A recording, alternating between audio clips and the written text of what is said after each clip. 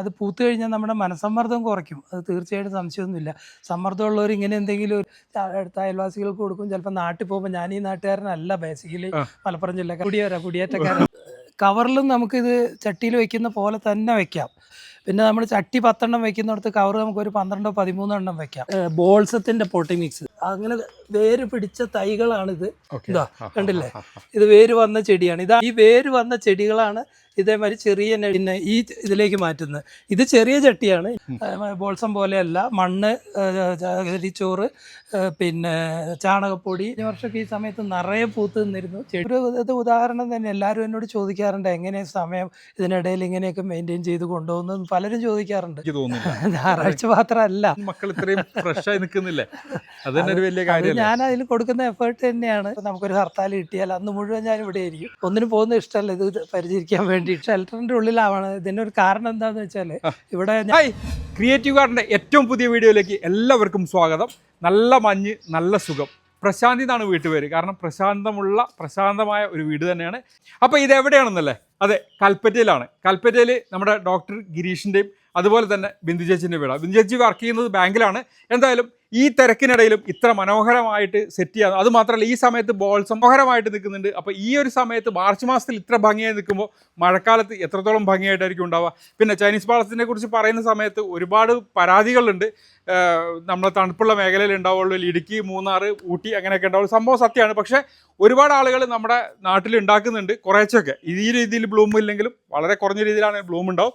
അതുപോലെ തന്നെ ഇത് മാത്രമല്ല ഇവിടെ ഉള്ളത്. അപ്പോൾ എല്ലാ സമയത്തും പച്ചക്കറികളുള്ള ഒരു വീട് തന്നെയാണ്.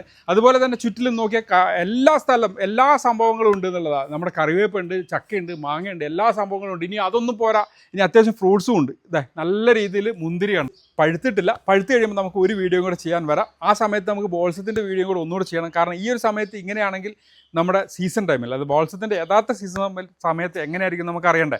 അതുപോലെ ഇതിനെ ഇവിടെ മെയിൻറ്റെയിൻ ചെയ്തിരിക്കുന്നത് ഈ ഷെഡാണ്. ഇതിന് ശരിക്കും കൺട്രോൾ ചെയ്ത് നിർത്തുന്നതിൻ്റെ ക്ലൈമറ്റ്. എന്നാൽ പുറത്താ നിൽക്കുന്നു, വെറും പുറത്തായിട്ട് മഞ്ഞും മഴയും വെയിലും ഒക്കെ തട്ടിയിട്ട് അങ്ങനെ നിൽക്കുന്നുണ്ട്.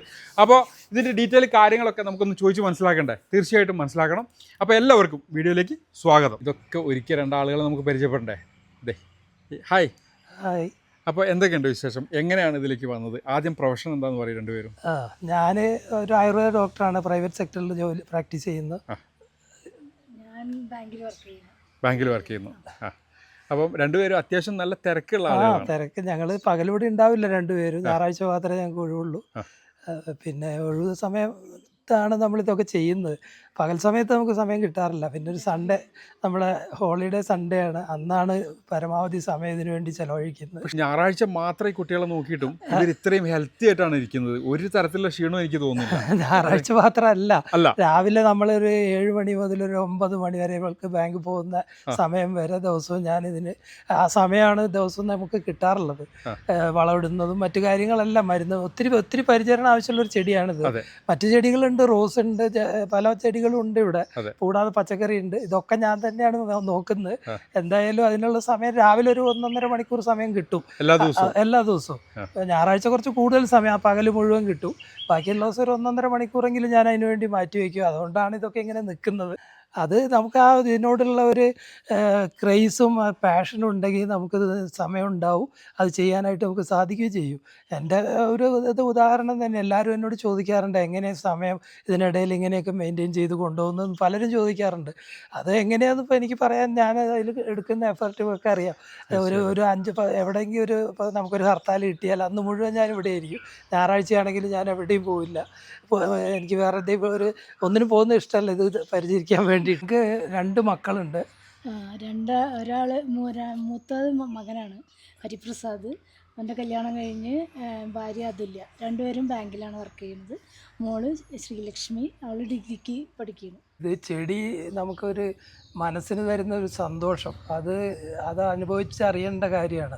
നമ്മൾ ഒരാളോട് പറഞ്ഞ് മനസ്സിലാക്കാൻ പറ്റില്ല. അത് നമുക്കിത് രാവിലെ വാതിൽ തുറന്ന് മുറ്റത്തേക്ക് ഇറങ്ങുമ്പോൾ ഈ കാണുന്നതൊക്കെ ഒരു കാഴ്ച, അത് നമുക്ക് തരുന്നൊരു പോസിറ്റീവ് എനർജി ഉണ്ട്. അത് പറഞ്ഞറിയിക്കാൻ പറ്റില്ല. അത് അനുഭവിക്കുന്നവർക്ക് അറിയാം അതെന്താണെന്നുള്ളത്. അപ്പോൾ അതാണ് എന്നെ ഇതിലേക്ക്, ഈ പൂക്കൾ, ഇപ്പോൾ ഇലച്ചെടികളെക്കാളും എനിക്ക് താല്പര്യം പൂക്കളുള്ള ചെടികളാണ്. ഇവിടെ എല്ലാം ഉണ്ടായിരുന്നു. ഇപ്പോൾ റോസ് ഉണ്ട്, മറ്റേ ചെണ്ടുമല്ലിയുണ്ട്, പിന്നെ ബോൾസം കൂടാതെ കുറച്ച് ചെടികൾ വേറെയുണ്ട്. അപ്പോൾ എല്ലാ ചെടികളും ഞാനിവിടെ നടാറുണ്ട്. പൂക്കളുണ്ടാവുന്ന ആസ്റ്റർ നട്ടിട്ടുണ്ട്, ഡാലിയ നട്ടിട്ടുണ്ട്, ജമന്തികളുണ്ടായിരുന്നു. പല വെറൈറ്റി ജമന്തി ഉണ്ടായിരുന്നു എൻ്റെ അടുത്ത്. ഇത് പൂക്കളുടെ ചെടികളോടാണ് എനിക്ക്. ഇവൾക്ക് കുറച്ചും കൂടെ ഇലച്ചെടികൾക്കൊക്കെ താല്പര്യമുണ്ട്. ഞാൻ ചേച്ചീൻ്റെ കൂടെ. കാരണം മറ്റൊന്നുമല്ല, എനിക്ക് വളരെ കുറഞ്ഞ സ്പേസേ ഉള്ളൂ. അപ്പം മൊത്തം ഒരുപാട് ചെടികൾ തിങ്ങിയിട്ട് നമുക്ക് സൺലൈറ്റ് കിട്ടില്ല. അപ്പോൾ വളരെ റെയർ ആയിട്ടുള്ള ഫ്ലവേഴ്സേ ഉള്ളൂ, ബാക്കി കംപ്ലീറ്റ് ഇവിടെ ഇലച്ചെടികളാണ്. കാണുന്ന അങ്ങനത്തെ വേറെ ഒത്തിരി ചെടികൾ കാണാം. അതെ. അതൊക്കെ അവളുടെ സെലക്ഷനാണ്. ഇവിടെ ഈ നഴ്സറിയിലൊക്കെ പോകുമ്പോൾ അവള് സെലക്ട് ചെയ്തതാണ്. ഓക്കെ. ഞാനിങ്ങനെ പൂച്ചെടികളിലേക്ക് മാത്രമേ എൻ്റെ കണ്ണു പോവുള്ളൂ. ഇത് പച്ചക്കറി ഇതേപോലെ എനിക്ക് ഇൻട്രസ്റ്റ് ഉള്ള വിഷയമാണ്. നമ്മളെ വീട്ടാവശ്യത്തിനുള്ള പച്ചക്കറികളൊക്കെ അത്യാവശ്യം ഇവിടെ കിട്ടും. എൻ്റെ സ്വന്തം വീട്ടിലേക്ക് കൊടുക്കും കുറച്ച് കൂടുതലുണ്ടെങ്കിൽ. ഇപ്പൊ ഇവിടെ മുന്തിരി ഇത്രയും മുന്തിരികളുണ്ട്. സാധാരണ ഇത് കിട്ടുമ്പോൾ എന്താ ചെയ്യുന്നത്? വൈനിടുകയാണോ? വൈനൊന്നും ചെയ്യാറില്ല. അടുത്ത അയൽവാസികൾക്ക് കൊടുക്കും. ചിലപ്പോൾ നാട്ടിൽ പോകുമ്പോൾ, ഞാൻ ഈ നാട്ടുകാരനല്ല, ബേസിക്കലി മലപ്പുറം ജില്ലക്കാരനാണ്. അപ്പൊ ഇവിടെ മലപ്പുറം വള്ളിക്കുന്ന് പറയും. അപ്പൊ അവിടെ അച്ഛനും അമ്മയൊക്കെ ഇപ്പോഴും ഉണ്ട്. അപ്പൊ അങ്ങനെയുള്ള പച്ചക്കറികളായാലും ഒക്കെ ഞാൻ അവിടേക്ക് കുറച്ചൊക്കെ കൊണ്ടുപോയി കൊടുക്കും. അപ്പൊ നാട് കൊടുങ്ങല്ലൂരാണ്. ശരിക്കും രണ്ടുപേരും വയനാട്ടുകാരല്ല, പക്ഷെ വയനാട്ടുകാരായവരാണ്, കുടിയേറ്റക്കാരാണ്. പിന്നെ അതേപോലെ ഇവിടെ ചേന, ചേമ്പ്, കാച്ചിൽ എന്തുണ്ടാക്കാം. ഈ ശീതകാല പച്ചക്കറി ഇപ്പൊ ക്യാബേജ്, കോളിഫ്ലവർ, ബ്രോക്കോളി, ഇതൊക്കെ നമുക്ക് അതൊന്ന് കാണിച്ചു കൊടുത്താലോ? എൻ്റെ പച്ചക്കറികളൊക്കെ ഈ ചെറിയ ഒരു അല്ല, സാധാരണ പച്ചക്കറി കടകളിലാണ് ഇങ്ങനെ കൂട്ടിന്റെ ഉള്ളിലിട്ട്. ഇത് ലൈവ് പച്ചക്കറി എന്താ ഇങ്ങനെ? ഇത് ഷെൽട്ടറിന്റെ ഉള്ളിലാണ്. ഇതിനൊരു കാരണം എന്താന്ന് വെച്ചാല്, ഇവിടെ ഞാൻ വീട് വെച്ച കാലത്ത് കുരങ്ങുണ്ടായിരുന്നില്ല. കുരങ്ങിന്റെ ശല്യം, വയനാട്ടിൽ കുരങ്ങ് എല്ലായിടത്തും വലിയ ശല്യമാണല്ലോ. ഇവിടെയും കുരങ്ങ് വന്നു തുടങ്ങി. എൻ്റെ പച്ചക്കറികളൊക്കെ രാവിലെ ഞങ്ങൾ തിരിച്ച് വൈകുന്നേരം വരുമ്പോഴത്തേക്കും എല്ലാം കംപ്ലീറ്റ് തീരുമാനമാക്കിയിട്ടുണ്ടാവും കുരങ്ങന്മാർ. അപ്പോൾ അത് നോക്കുമ്പോൾ എൻ്റെ ഈ പാഷൻ, അതുകൊണ്ട് കുരങ്ങനെ പേടിച്ച് ഒഴിവാക്കാൻ പറ്റില്ല എന്നുള്ള ഒരു തീരുമാനത്തിൽ നിന്ന് ഉണ്ടാക്കിയെടുത്തതാണിത്. അപ്പോൾ ഇതുകൊണ്ടുള്ള ഒരു മെച്ചം നമുക്ക്, അതുകൊണ്ട് എല്ലാ കാലത്തും, മഴക്കാലത്ത് നമുക്ക് ഇതിനകത്ത് ഇതിപ്പോ റെയിൻ ഷെൽട്ടറാണ്. ശരിക്കും നമുക്ക് മഴക്കാലത്തും പച്ചക്കറികൾ നടാം. ചെടികളും ഉണ്ട്. ഇപ്പൊ എന്റെ ബോൾസൊക്കെ ഞാൻ പ്രൊപ്പഗേറ്റ് ചെയ്യുന്നതിനകത്താണ്. ഇത് ഇഷ്ടംപോലെ തൈകൾ വെച്ച് ഒരു സെക്ഷൻ തീരുമ്പോഴത്തേക്ക് അടുത്ത സെക്ഷൻ.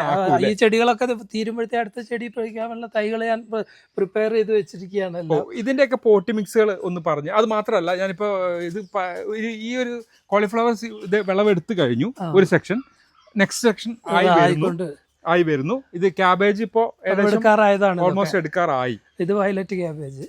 രണ്ട് ടൈപ്പ് ഉണ്ട് അല്ലേ? ഇതിപ്പോ ഇത് എടുക്കുമ്പോഴത്തേക്ക് അടുത്തത് റെഡി ആവുകയാണ്. അതെ, അടുത്ത സെക്ഷൻ ആയി. അപ്പൊ കണ്ടിന്യൂസ് ആയിട്ട് 360 ദിവസം ചെയ്യും. പക്ഷെ മഴക്കാലത്തും ശീതകാല പച്ചക്കറികൾ അത്ര നന്നാവില്ല. അതിന് കുറച്ച് വലിപ്പം കുറവായിരിക്കും. ഉണ്ടാവും. ചിലപ്പോൾ നമുക്കൊരു 4 കോളിഫ്ലവർ കൂടിയാലേ നമുക്കൊരു കറിക്ക് ഉണ്ടാവുള്ളൂ. ഒന്ന് മതി. ഓർഗാനിക് ആയിട്ടുള്ള സാധനങ്ങൾ മാത്രമേ ഞാൻ ഇതിൽ ഉപയോഗിക്കാറുള്ളൂ. കാരണം അത് ഞാൻ ചില ഗ്രൂപ്പുകളിലൊക്കെ വന്നിട്ട് അതിൽ നിന്ന് കിട്ടിയ അറിവ് വെച്ചിട്ടുണ്ട്. പിന്നെ നമ്മൾ പുകയില കഷായം, മറ്റു കാര്യങ്ങളൊക്കെ നമ്മൾ ഉപയോഗിക്കും. നമുക്ക് കഴിക്കാനുള്ള പച്ചക്കറിയല്ല, അതുകൊണ്ട് അതിൽ പെസ്റ്റിസൈഡൊന്നും ഉപയോഗിക്കാറില്ല. ഇത് വിൽപ്പനയ്ക്കുള്ളതല്ല. ഞാനിത് കൂടുതലുണ്ടെങ്കിൽ അയൽവാസികൾക്ക്, എൻ്റെ സ്വന്തം വീട്ടിൽ, ഭാര്യ വീട്ടിലൊക്കെ കൊണ്ടുപോയി കൊടുക്കും. അതാണ് ചെയ്യുന്നത്. എന്തായാലും ഒരു ഡോക്ടർ ആയതുകൊണ്ട് എനിക്ക് ഒരു കാര്യം ഉറപ്പായി, പിന്നെ ശരിക്കും നല്ല പച്ചക്കറി കഴിക്കണം എന്ന് സ്വന്തമായിട്ട് അങ്ങനെയുള്ള ഒരു ഗുണമുണ്ട്. അതുകൊണ്ട് എല്ലാ കാലത്തും എന്തെങ്കിലുമൊക്കെ ഞാൻ ഉണ്ടായിക്കൊണ്ടിരിക്കും. തക്കാളിയൊക്കെ പുറത്താണ് വെച്ചിരിക്കുന്നത്. ഇപ്പോൾ അകത്ത് സ്ഥലം കുറവാണ്. വലിയ ചെടികൾ വെക്കാൻ വഴുതന, തക്കാളി, വെണ്ടയൊക്കെ പുറത്താണ്. നല്ല മധുരമുള്ള നല്ല ചക്കയാണ്. ഒരു ഗുണമുള്ളത് താഴെ ഉണ്ടാവുള്ളൂ. നമുക്ക് ചക്ക പ്ലാവുമ്പോൾ കയറേണ്ട ആവശ്യമൊന്നുമില്ല. താഴെ ഇതെല്ലാം പറിക്കാം. എല്ലാ വർഷവും അവിടെ ഉണ്ടാവുള്ളൂ. അതൊരു അതിശയമാണോ? ഈ പോട്ടി മിക്സിനെ കുറിച്ച് നമ്മൾ പറഞ്ഞിട്ടില്ല കേട്ടോ. പോട്ടി മിക്സ് മറന്നു പോകണ്ട. ഇപ്പൊ ചക്കനെ കുറിച്ച് പറഞ്ഞപ്പോ, ചക്ക നമുക്കൊരു ഭ്രാന്തുള്ളതാണ്. കുറ്റിക്കുരുമുളകും ഉണ്ട്. ഉണ്ട്. ഇവിടെ തന്നെയാണ്. ഇത് കണ്ടില്ലേ, വളരെ അപൂർവം മുകളിലേക്ക് പോകാറുള്ളൂ. ഈ താഴെ തണ്ടിലൊക്കെ ആയിട്ട് ഈ മണ്ണിൽ വീണ് കിടക്കുന്നത്. പഴയ കാലത്ത് ചക്ക വരുമ്പോൾ ചക്ക അയക്കുന്ന പറഞ്ഞ മാതിരി അതേപോലെയാണിത്. ശരിക്കും നല്ല. എത്ര വർഷമായി? 10 വർഷമെങ്കിലും ആയിട്ടുണ്ട്. ആണല്ലേ? അധികം ഈ താഴെ തന്നെ ആയിരിക്കും. അതുകൊണ്ട് നമുക്ക് തന്നെ കൈ കൊണ്ട് പറിച്ചെടുക്കാം. നമ്മൾ പഴുത്തിട്ടൊക്കെ ആയിരുന്നു പറിക്കുക. മണം വരുമ്പോൾ അങ്ങനെയാണ് പറിച്ചെടുക്കുക. പിന്നെ ഇനി പോട്ടി മിക്സ് എന്താണ്? ബോൾസത്തിന്റെ പോട്ടി മിക്സ് എന്താണ്? പച്ചക്കറിയുടെ പോട്ടി മിക്സ് എന്താണ്? ആണ് ബോൾസത്തിന്റെ പോട്ടി മിക്സ്. ഇത് മിക്സ് ചെയ്ത് ഞാൻ വെച്ചിരിക്കുന്നതാണ്. ഇതിൽ മണ്ണ്, മണല്, ചാണകപ്പൊടി മെയിനായിട്ട് ഇതാണ് പ്രധാനമായിട്ട് നമ്മൾ തൈ വെക്കുമ്പോൾ ഇടേണ്ടത്. പോട്ടി മിക്സ് ആണിത്. അതാണ് ഈ കാണുന്നത്. ഇതിങ്ങനെ ചട്ടിയിൽ നിറയ്ക്കാൻ നമുക്ക് തൈ ഇതിൽ വെച്ച് കൊടുക്കാം.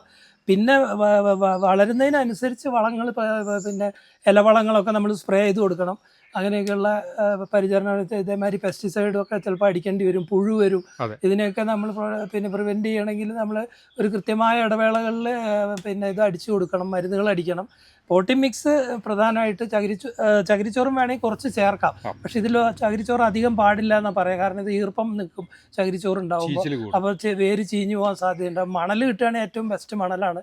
അപ്പോൾ മണൽ, പിന്നെ മണ്ണ്, ചാണകപ്പൊടി, ഈ കോമ്പിനേഷനാണ് ഇതിൽ നമ്മൾ തൈകൾ വെക്കാൻ വേണ്ടി ഉപയോഗിക്കുന്നത്. പിന്നെ തൈ വെക്കുന്നത് ഞാൻ ആദ്യം ഒരു ചെറിയ കൊമ്പ് എടുത്തിട്ട് ചെടിയുടെ വളരെ റൂട്ടിൽ നിന്ന് എടുത്തിട്ട് പിന്നെ കൊമ്പ് പിടിപ്പിക്കുക ചെയ്യുക ആദ്യം. അങ്ങനെ വേര് പിടിച്ച തൈകളാണിത്. ഇങ്ങനെയാണ് വേര് പിടിപ്പിക്കുക. അത് വേര് വന്ന് വെള്ളത്തിൽ എന്തെങ്കിലും ചെറിയ കുപ്പിയിൽ വെള്ളത്തിലിട്ട് വെച്ചാൽ വേര് വരും. അതുകൊണ്ട് പിന്നെ വേരുകൾ പിടിച്ച് കഴിഞ്ഞിട്ടാണ് ഈ കവറിലേക്ക് മാറ്റുക. ഇത് ഇപ്പോൾ നമ്മൾ വേര് പിടിക്കാൻ വേണ്ടി വെച്ചിരിക്കുന്നതാണ്. ഇപ്പോൾ ഇതാ കണ്ടില്ലേ, ഇത് വേര് വന്ന ചെടിയാണ്. ഇതാണ് ആദ്യം ചെയ്യേണ്ടത്. ചെറിയ കൊമ്പുകൾ നമ്മൾ എടുത്തിട്ട് വെള്ളത്തിലിട്ട് വയ്ക്കുക. വെള്ളത്തിലിട്ട് വയ്ക്കുമ്പോൾ ഇങ്ങനെ വേര് വരും. ഈ വേര് വന്ന ചെടികളാണ് ഇതേമാതിരി ചെറിയ നഴ്സറി കവറിലാക്കിയിട്ട് നമ്മൾ ഈ പറഞ്ഞ പോട്ടി മിക്സ് വെച്ചിട്ട് നഴ്സറി കവറിലാക്കി, ചെടി ഒന്ന് അത്യാവശ്യം ഗ്രോത്ത് ആയാൽ പിന്നെ നമ്മൾ ഇതേപോലെയുള്ള ചട്ടികളിലേക്ക് മാറ്റും.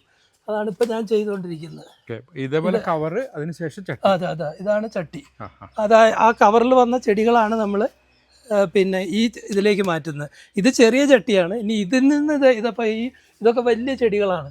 ഇതിൽ നിന്നാണ് നമ്മൾ വലിയ ചട്ടിയിലേക്കോ ഗ്രോ ബാഗിലേക്കോ മാറ്റുക. അപ്പോൾ ഒരു 3 ഘട്ടങ്ങളായിട്ടാണ് ഞാൻ ചെയ്യുന്നത്. ഇപ്പോൾ 4 ഘട്ടം. ആദ്യം കൊമ്പെടുത്ത് വെള്ളത്തിലിടുന്നു. വെള്ളത്തിലിട്ട് വേര് വന്ന ചെടികൾ ചെറിയ നഴ്സറി കവറിലേക്ക് ആക്കുന്നു. ആ നഴ്സറി കവറിലുള്ളത് ഇതേമാതിരി ചെറിയ ചട്ടികളിലേക്ക് ആക്കണം. അതിൽ നിന്ന് വലിയ കവറിലേക്ക് ഇപ്പോൾ ഈ പൂത്ത് നിൽക്കുന്ന കുറച്ചുകൂടെ വലിയ ചട്ടിയിലേക്ക് ആക്കും. അത് വലിയ ഇത് വലുതാവുമ്പോൾ വലിയ ചട്ടി, അത് വ്യത്യാസമാണത്. ഇത് ചെറിയ ചട്ടി, ഇത് വലുതാവുമ്പോൾ ഇങ്ങനെയാവും. ഇത് നമ്മളിനി മാറ്റും ഗ്രോ ബാഗിലേക്കോ വലിയ ചട്ടികളിലേക്കോ മൊട്ട് വരുമ്പോഴത്തേക്കും. എന്തൊക്കെ വളങ്ങളാണ് കൊടുക്കുന്നത് സ്പ്രേ ആയിട്ട്? നമ്മളിപ്പോൾ 19 തന്നെയാണ് മെയിനായിട്ട്. അതിൻ്റെ ഫോളിയർ എന്ന് പറയുന്ന ഇലവളം തന്നെയാണ് സ്പ്രേ ചെയ്ത് കൊടുക്കാറുള്ളത്. പിന്നെ മണ്ണിൽ കുറച്ച് DAP, ചെറിയ അളവിൽ DAP ഇട്ട് കൊടുക്കാം. അധികം ആവാൻ പാടില്ല DAP. ഇനി പച്ചക്കറിയിലേക്ക് വന്നു കഴിഞ്ഞാൽ പച്ചക്കറിയുടെ പോട്ടി മിക്സ് എന്താ? പച്ചക്കറിയിൽ ചകിരിച്ചോറ് ചേർക്കാം. ബോൾസം പോലെയല്ല, മണ്ണ്, ചകിരിച്ചോറ്, പിന്നെ ചാണകപ്പൊടി, വേപ്പും പിണ്ണാക്ക്, എല്ലുപൊടി, ഇത്രയും കൂടെ ഒരു മിക്സ് ചെയ്തിട്ട് അതാണ് നമ്മൾ ഗ്രോ ബാഗിൽ നിറയ്ക്കുന്നത്. എല്ലുപൊടിയും ഇതൊക്കെ വളരെ കുറച്ച് പോലെ മതി, അധികം വേണ്ട. പിന്നെ ഓർഗാനിക് ആയതുകൊണ്ട് ഇനി കുറച്ച് അധികം ആയാൽ പോലും ചെടിക്ക് ദോഷം വരില്ല. തുടക്കത്തിൽ നമ്മൾ കുറച്ചിട്ടാൽ മതി. തൈ വയ്ക്കുമ്പോൾ ചെറിയ ചെടിയാണല്ലോ, അതുകൊണ്ട് ഒത്തിരി വളത്തിൻ്റെ ആവശ്യമില്ല. 15 ദിവസം കൂടുമ്പോൾ അത് വളരുന്നതിനനുസരിച്ച് സ്ലറി ഒഴിക്കും. പിന്നെ മരുന്നൊന്നും അടിക്കേണ്ടി വരാറില്ല. മുളകിനും തക്കാളിക്കാണ് ചെറിയ, അത് കുറേ ഓർഗാനിക് നമ്മൾ അടിച്ച് നോക്കുന്നുണ്ട്. പക്ഷേ പലരും പറയുന്ന മാതിരി ഓർഗാനിക്കിൽ ചിലത് ഏൽക്കുന്നില്ല. പക്ഷെ എന്നാലും നമുക്ക് കഴിക്കാൻ അതെ. ഇപ്പം മുളക് ഇതാണ് ചെറിയ, ഇതിപ്പോൾ മരുന്നടിച്ച് നന്നാക്കി എടുത്തതാണ് ഞാൻ. ഇതിൽ മുളക് കായ്ച്ചു തുടങ്ങിയിട്ടുണ്ട്. ഇപ്പോൾ വല്ലാതെ മുരടിച്ച് നിന്നിരുന്ന ചെടികളാണ്. ഇതിനൊന്നും ഒരു രോഗം വരാറില്ല. കാബേജ്, കോളിഫ്ലവർ, ഇതിനൊന്നും നമുക്ക് 10 എണ്ണം നട്ടാൽ 10ഉം കിട്ടും. അത് അങ്ങനെ തന്നെയാണ്. പിന്നെ അത്യാവശ്യം വലിപ്പത്തിൽ തന്നെ കിട്ടാറുണ്ട്. അല്ലാതെ വലിയ രാസവളങ്ങളൊന്നും അങ്ങനെ നമ്മൾ എന്തായാലും ഡോക്ടർ പറഞ്ഞു തരുന്നതിന്റെ ആ ഒരു ആവേശം കാണുമ്പോൾ തന്നെ അറിയാം എത്രത്തോളം പാഷനേറ്റ് ആണ് ഇതിൽ. തീർച്ചയായിട്ടും എനിക്ക് പച്ചക്കറി, പിന്നെ വയനാട് വന്നതിൻ്റെ ഞാൻ പറഞ്ഞല്ലോ, ഇവിടെ 10-30 കൊല്ലമായി ഞാൻ വയനാട്ടിലെത്തിയിട്ട്. വരുന്ന കാലത്ത് തിരിച്ചു പോകണം എന്നുള്ളൊരിതില്ല ഞാൻ വന്നത്. എനിക്കൊരു താൽക്കാലിക എംപ്ലോയ്മെൻറ്റ് ജോലി കിട്ടിയിട്ടാണ് ഞാൻ വയനാട്ടിലേക്ക് വരുന്നത്. പക്ഷേ 1 വർഷം കഴിഞ്ഞപ്പോൾ എനിക്ക് ഇവിടുന്ന് പോകാൻ തോന്നിയില്ല. പിന്നെ ഞാൻ ഇവിടെ തന്നെ സെറ്റിലാക്കി, കുടുംബത്തെ കൊണ്ടുവന്ന് വീട് വെച്ചു. പിന്നെ അപ്പോൾ ഇത് തന്നെയാണ് നമ്മൾ എൻ്റെ താല്പര്യങ്ങൾക്ക് അനുസരിച്ച് ഒരു കാലാവസ്ഥയാണ്. ചൂടുള്ള മേഖലയിൽ വയനാട്ടിൽ സെറ്റ് ആവാത്ത കുറെ ചെടികൾ നാട്ടിൽ ചെയ്യാൻ പറ്റും. അത് ആർക്കും ശ്രദ്ധയില്ലാത്തതുകൊണ്ടാണ്. ഇപ്പൊ അഡീനിയം പോലുള്ള പ്ലാന്റുകൾ നാട്ടിലേക്കാണ് ഏറ്റവും ഭംഗിയായിട്ടുണ്ടാവുക. അപ്പൊ അത് ആ രീതിയിൽ ചെയ്യണം എന്നുള്ള എല്ലാവരും പ്രശ്നം എന്താ പറയുക, ഇവിടെ നല്ലതായിട്ട് നിൽക്കുന്ന കാണുമ്പോൾ അതുകൊണ്ട് അവിടെ സെറ്റ് ചെയ്യാൻ നോക്കും. പക്ഷെ ഒരു കാരണവശാലും അവിടെ വരില്ല. അപ്പൊ അവനവന്റെ നാട്ടിൽ സെറ്റ് ആവുന്നത്, എപ്പോഴും ഞാൻ വീഡിയോയിൽ പറയുന്ന ഒരു കാര്യം, അവനവന്റെ നാട്ടിൽ സെറ്റ് ആവുന്ന പ്ലാന്റുകളെയും ഒക്കെ ഇപ്പൊ നമ്മൾ മക്കളെ എഞ്ചിനീയർ ആക്കണം, ഡോക്ടർ ആക്കണം എന്ന് പറയുന്നത് അതേ സെയിമാണ്. അവരുടെ പാഷൻ എന്താണ്, അവർക്ക് ഏത് രീതിയിൽ അച്ചീവ് ചെയ്യാൻ കഴിയും എന്നുള്ളത് മനസ്സിലാക്കാതെയാണ് പറയുന്നത്. ഇത് തന്നെയാണ് നമ്മുടെ പ്ലാന്റിന്റെ കാര്യത്തിൽ. ബോഗൺവില്ലകളാണ് ഏതാണ്ട് 10-40 വെറൈറ്റി ബോഗൺവില്ല ഉണ്ട്. പക്ഷെ ഇത്തവണ എന്തുകൊണ്ടാ അറിയില്ല, പൂ വളരെ കുറവാണ്. കാലാവസ്ഥയുടെ പ്രശ്നമാണ്. കഴിഞ്ഞ വർഷമൊക്കെ ഈ സമയത്ത് നിറയെ പൂത്ത് നിന്നിരുന്നു. ചെടികൾ അവിടെ തന്നെ ഉണ്ട്, പൂ ഇത്തവണ കുറവാണ്. 10-40ഓളം ബോഗൺവില്ലകൾ പല കളറിൽ, മതിൽ മുഴുവൻ അതാണ്. ബോഗൺവില്ല മക്കള് കുറച്ച് സ്ലോ ആയാലും ബോൾസൺ മക്കൾ ഇത്രയും ഫ്രഷ് ആയി നിൽക്കുന്നില്ലേ, അത് തന്നെ ഒരു വലിയ കാര്യം. ഞാൻ അതിൽ കൊടുക്കുന്ന എഫേർട്ട് തന്നെയാണ്, അത്രയും അതിൽ ഞാൻ കെയർ കൊടുക്കാറുണ്ട്. എനിക്ക് ഇത്രയും 40ഓളം കളറുകളുണ്ട് ഇതിൽ. അപ്പോൾ അത് പിന്നെ പ്രൊപ്പഗേറ്റ് ചെയ്യാനും ഒക്കെ തൈകളൊക്കെ അടുത്തത് ഇത് തീരെ കുറച്ച് കാലം നിൽക്കും. ചെടികൾ അങ്ങനെ പെട്ടെന്നൊന്നും പോകുന്ന ചെടിയല്ല. ശരിക്കും നമ്മൾ പരിചരണമുണ്ട്, അസുഖങ്ങളൊന്നും വന്നില്ലെങ്കിൽ ചിലപ്പോൾ ഒരു വർഷം വരെയൊക്കെ നിൽക്കും. പക്ഷെ പൂവുകൾ കുറഞ്ഞു വരും. ആദ്യ കാലഘട്ടത്തിൽ ഉണ്ടാകുന്ന പൂ ഉണ്ടാവില്ല. അപ്പോഴത്തേക്കും കുറയുമ്പോഴത്തേക്കും എൻ്റെ അടുത്ത ചെടി റെഡി ആയിട്ടുണ്ടാവും, ഞാനത് അവിടെ പ്ലാന്റ് ചെയ്യും. അപ്പോൾ എന്നോട് പലരും പറയാറുണ്ട്, ഡോക്ടറെ വീട്ടിൽ 365 ദിവസവും ബോൾസം ഉണ്ടല്ലോ എന്ന് പറയാറുണ്ട്. ചില സമയത്ത് പൂ കുറയുമ്പോൾ വരുന്നവർ ചോദിക്കും എന്ത് പറ്റി ചെടി കാണുന്നില്ലല്ലോ. ചിലപ്പോൾ രോഗം വന്നിട്ടൊക്കെ ഇതിനെ ബാധിക്കാറുണ്ട്. ഇപ്പോൾ കുറച്ച് കാലമായിട്ട് വലിയ കുഴപ്പമില്ല, എല്ലാം നല്ല ഹെൽത്തി ആയിട്ട് കിട്ടുന്നുണ്ട്. അതാണ് എൻ്റെ ഫേവറേറ്റ് എന്തായാലും. അത് ഞാൻ മറ്റൊരു ചെടിക്ക് ഇത്രയും അട്രാക്റ്റീവ് വൈബ്രൻ്റ് ആയിട്ടുള്ള ഒരു കളറുള്ള ചെടി നമുക്ക് എനിക്ക് തോന്നിയിട്ടില്ല. മഴക്കാലത്താണ് ശരിക്കും ഇതിൻ്റെ കളറിൻ്റെ ശരിക്കുള്ള പെർഫെക്ഷൻ മഴക്കാലത്താണ് ഉണ്ടാവുക. അപ്പൊ ഈ സമയത്ത് ഈ പെർഫെക്ഷൻ ആണ്, മഴക്കാലത്ത് അപ്പൊ എന്താ പെർഫെക്ഷൻ ഞങ്ങളൊന്ന് വന്ന് നോക്കാം. ആയിക്കോട്ടെ. ഓക്കെ. അപ്പൊ ഇനി ചെടികളെ കുറിച്ച് വേറെ ഒന്നും കാര്യമായിട്ട് പറഞ്ഞു കൊടുക്കാനില്ലല്ലോ, ടിപ്സ് ഒന്നും. പിന്നെ ഒരു ചെറിയ കാര്യം, നമ്മൾ ഈ തൈ വെച്ച് ഞാനിപ്പോ കാണിച്ച ചിലപ്പോൾ നഴ്സറി കവറിൽ തന്നെ ഇതിൽ മൊട്ട് വരും, അത് നുള്ളിക്കളയണം. ഒരു കാരണവശാലും അത് പൂക്കാൻ സമ്മതിക്കരുത്, അതായത് ചെടിയുടെ വളർച്ച മുരടിച്ചു പോകും. ആ നഴ്സറി ചട്ടിയിലുള്ള ചെടിയിലെ മൊട്ട് പോലും പൂക്കാൻ അനുവദിക്കരുത്.